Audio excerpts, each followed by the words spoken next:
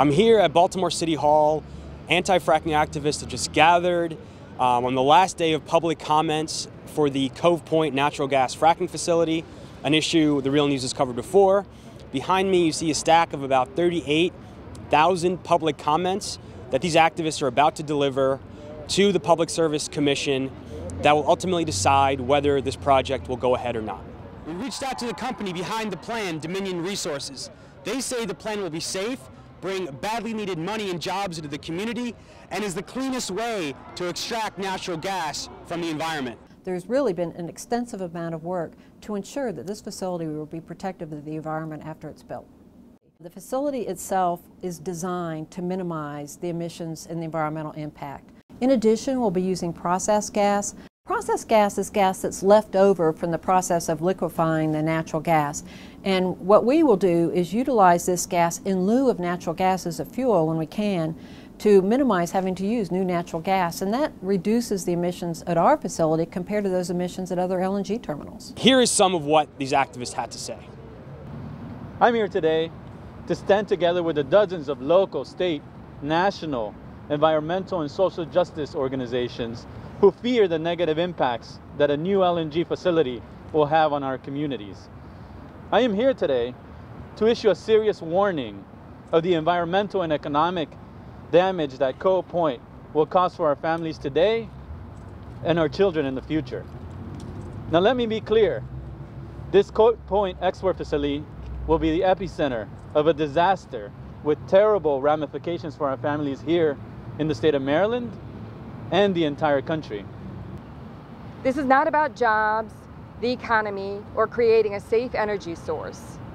It's about selling our natural resources as fast as possible to the highest bidder until they're completely gone. Surely reasonable people can agree that it's not in the public interest to benefit one fantastically wealthy industry while threatening the livelihoods of millions of working Americans, hundreds of industries, and the health of the environment in which we all live and work. Now it's time for the Maryland Public Service Commission to make a ruling to protect the public interest and say no to Cove Point. I was concerned about my neighbors. I live about 2,200 feet from the closest LNG tank to my house. These tanks are literally across a 2-lane road from residences. They're about within 4,500 feet of the plant, there are approximately 360 homes. This is an extremely hazardous thing to put in a residential neighborhood. I can't think of anything more hazardous.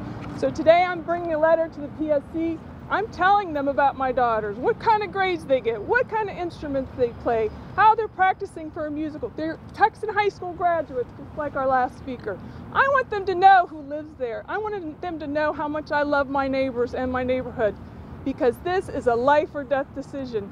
I need them to have the burden of what I know. And I'm here to speak out for not only my niece and my mother and my family, but everyone throughout the state of Maryland that will be affected by this major climate polluter and that haven't gotten their questions answered about the pollution that this will cause in the area and throughout Maryland.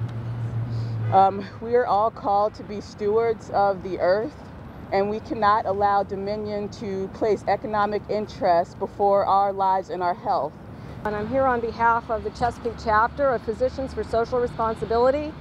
That is an organization of healthcare providers who are committed to trying to prevent disasters for which there really can be no adequate medical response. Climate change is without question the biggest public health threat we face. It is already affecting communities here in Maryland and around the globe. It is accelerating, and it could have catastrophic consequences within our lifetimes. We are not talking about the year 2100. We are not talking about centuries from now. We are talking about within the next few decades, within our lifetimes. If we continue on the business as usual path with our dependence on fossil fuels, our addiction to fossil fuels. Given that climate scientists are telling us loudly and clearly that we must leave 80% or more of existing fossil fuel reserves in the ground if we hope to avoid the most devastating impacts of climate change, it is absurd, it is absolutely absurd to be building massive new fossil fuel infrastructure at this time. We'll see what the next phase of opposition looks like after the Public Service Commission decides whether to approve this project or not. Reporting from Baltimore for The Real News, this is Jessel Noor.